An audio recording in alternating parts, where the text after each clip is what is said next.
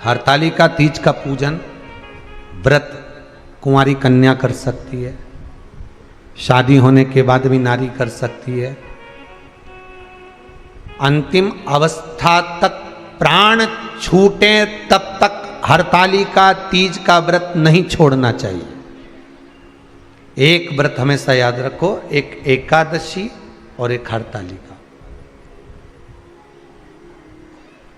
हाँ, इतना जरूर है, ज़्यादा शरीर बेकार हो गया, बुढ़ापा आ गया, शरीर नहीं साथ दे रहा, तो कुछ फल खा लो, कुछ चाय दूध जूस आप लेकर कर लो।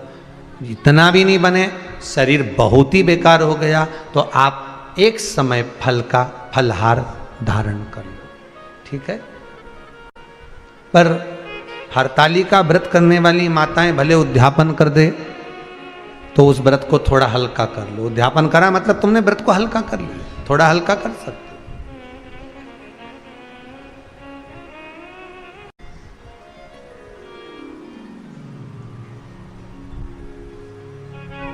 हरतालिका तीज का जो व्रत का उद्यापन करते हैं उसमें 5 चीज रखते हैं ना, 5 कपड़े स्त्री के, 5 कपड़े पुरुष के, 5 तरह का अनाज, 5 तरह का फलहार, 5 तरह का फल। तो 5 तरह का जो फल रखाता है हरतालिका तीज के उद्यापन में, दुनिया के लोग उस 5 तरह के फल को केला गिन ले, पपीता गिन ले, मौसम्बी गिन ले, और अनार गिन ले, संतरा गिन ले, सब कुछ गिन लेते हैं, पर उस 5 तरह के फल में धतूरे को नहीं गिनते। पर शिव कथा में वर्णन आता है, हरतालिका तीज के उद्यापन में लिखा हुआ है, सबसे पहले 5 फल अगर गिनना है तो उसमें पहले धतूरे को गिनो, क्योंकि शंकर को वो प्रिय होता है, शंकर उसको स्वीकार कर लेता है। और धतूरा शंकर भगवान को क्यों चढ़ाया जाता है उसका प्रसंग आपको पहले भी कहा, आज फिर कहते हैं। धतूरा जब हम भगवान शंकर को समर्पित करते हैं तो हमारा कोई कार्य अटक रहा होता है, जिस कार्य को बार बार एग्जाम में बैठ रहे हो, बार बार परेशान हो रहा है, बार बार इंटरव्यू देने जा रहे हो, नहीं हो रहा, एक बार धतूरे को हृदय से भगवान को प्रेम से, करुणा सागर मेरे शंकर को दिल से एक बार वो धतूरा भगवान से विनती कर कर उसको चढ़ाओ तो सही, भगवान तुम्हारा कार्य सफल कर देगा। पर दिल से चढ़ाना, हृदय। हरतालिका तीज की पूजन करने वाले को चाहिए कि बालू का, मिट्टी का शिवलिंग बनाना चाहिए। फुलेरा जो बनाया गया है ऊपर शंकर जी के ऊपर लटकाने के लिए, टांगने के लिए, उसके नीचे शिव पार्वती गणेश जी की सुंदर बालू की मूर्ति बना लेना चाहिए, पार्थिव लिंग का निर्माण कर लेना चाहिए। शिव की आराधना करना चाहिए।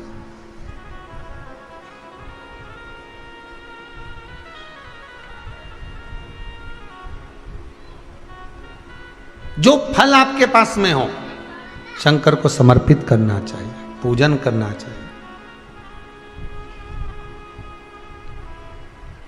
आराधना करो। सबसे पहली पूजन हरतालिका तीज की प्रदोष काल के अंतर्गत हो जाना चाहिए, शाम के समय पर। प्रयास करा करो प्रदोष काल के समय पर पहली पूजन हो जाए तो ज़्यादा अच्छा। पर लोगों की आदत रहती है कि 8 बजे तक, 8:30 बजे तक, 9 बजे तक पहली पूजन करें, फिर दूसरी आराम से, फिर तीसरी, फिर आराम से, फिर चौथी। तो ऐसा सब अपने अपने हिसाब से।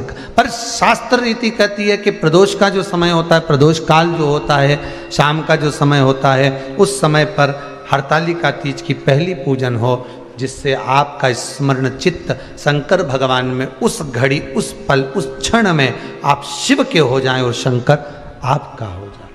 हाँ, अगर किसी के आने में देरी हो, कोई आ नहीं पा रहा है, बहुत देरी हो रही हो, तो हरतालिका पूजन व्रत वर्णन करता है कि शिवलिंग का निर्माण, पार्वती जी की मूर्ति का निर्माण, गणेश जी का निर्माण और फुलेरा जो बनाया हुआ है, ये प्रदोष काल के पहले बंद कर तैयार हो जाना चाहिए। प्रदोष काल के अंतर्गत फुलेरा नहीं बनना, फुलेरा पहले बन जाना चाहिए। और बहुत विशेष बात ध्यान रखिए हरतालिका तीज की, कि शंकर जी का जो अपने स्वरूप बनाया है, पाटे में, थाली में, चौकी पर, चौरंग पर जो स्वरूप बनाया है, वो पहले नहीं रखना है। पहले क्या बांधना है? फुलेरा। पहले फुलेरा बांधिए, उसके बाद उसके नीचे शंकर जी को रखिए। कई अब जो हरतालिका तीज का पूजन करते हैं तो उनके लिए हो गया। अब दूसरे के लिए भी सुन ले।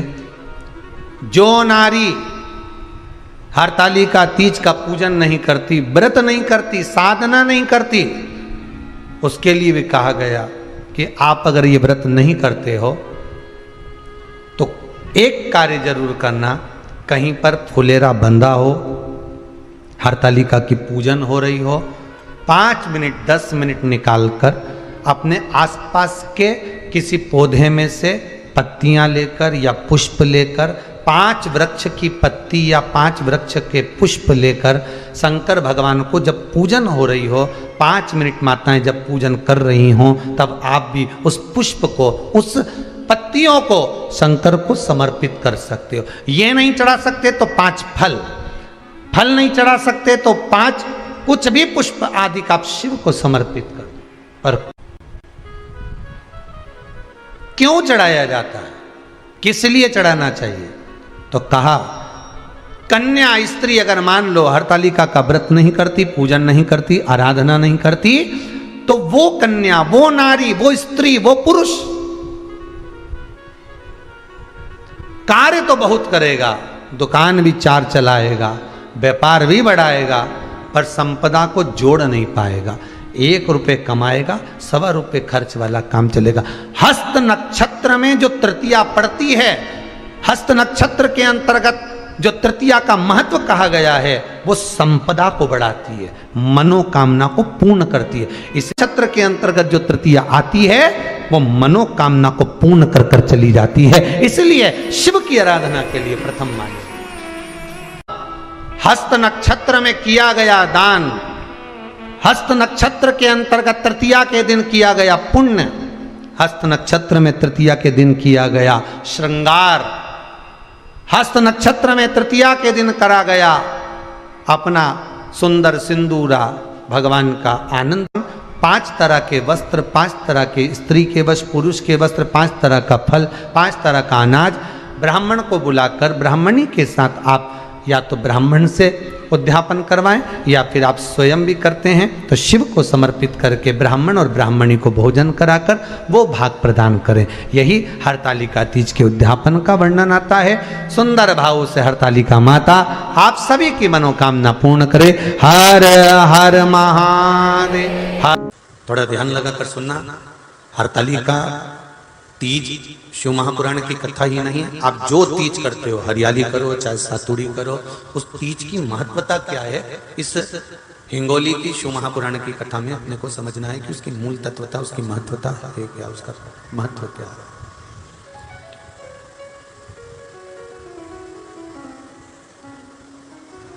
भगवान ब्रह्मा, भगवान विष्णु और भगवान शिव, इन तीनों की जो अर्धांगिनियां हैं, ब्रह्माणी, लक्ष्मी और पार्वती,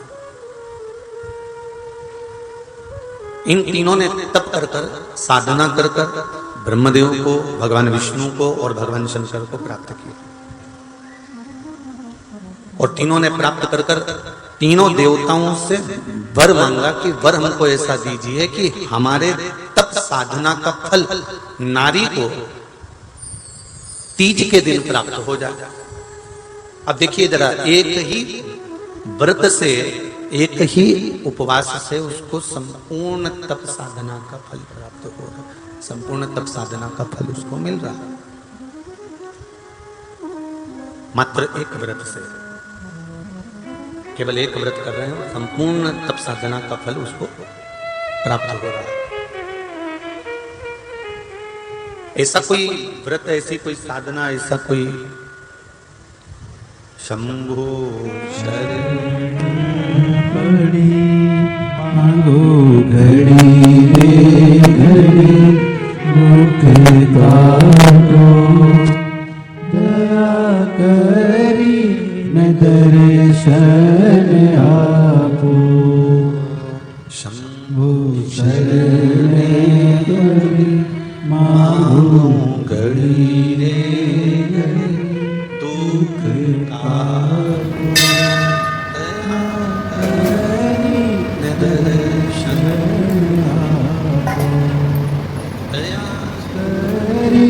करे शरण आप। तो ब्रह्माणी ने ब्रह्मदेव से मांगा, लक्ष्मी जी ने भगवान विष्णु से मांगा, पार्वती जी ने भगवान शिव से मांगा कि ऐसा वर दे दीजिए जिस वर से एक ही व्रत करने से संपूर्ण फल की प्राप्ति हो जाए, संपूर्ण फल मिल जाए। ऐसा एक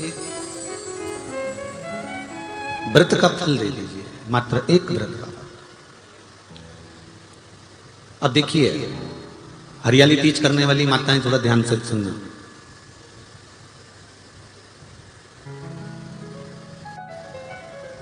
हरियाली तीज जब माताएं करती हैं तो एक हरियाली तीज, एक गणगौर की तीज, ये दो तीज के व्रत ऐसे होते हैं जिसमें जब माताएं करती हैं तो उस समय पर उमा, ब्रह्माणी और लक्ष्मी, इन तीनों की आराधना का फल उसको केवल एक व्रत से प्राप्त हो जाता है। अब देखिए दूसरा सातुड़ी तीज।